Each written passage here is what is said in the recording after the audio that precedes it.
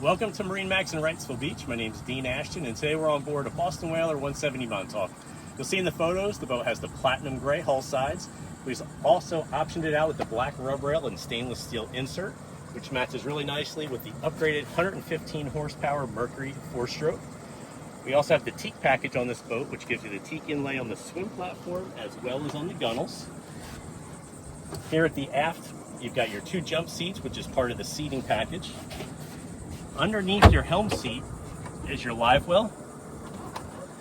The helm seat does have a 4-position backrest, which gives you an aft-facing seat, a leaning post, or a forward-facing seat. You have your Simrad GPS fish finder at the helm. As we make our way forward, the boat is equipped with the fishing package. One of the features there is your designated tackle storage. You also get the rod holder, backrest, and a removable cooler seat up in the bow of the boat.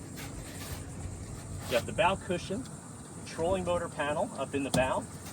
Underneath this bow cushion is an insulated fish box, and forward of that is your anchor locker. That's a real quick look at our Boston Whaler 170 Montauk. For more information, give us a call at 910-256-8100.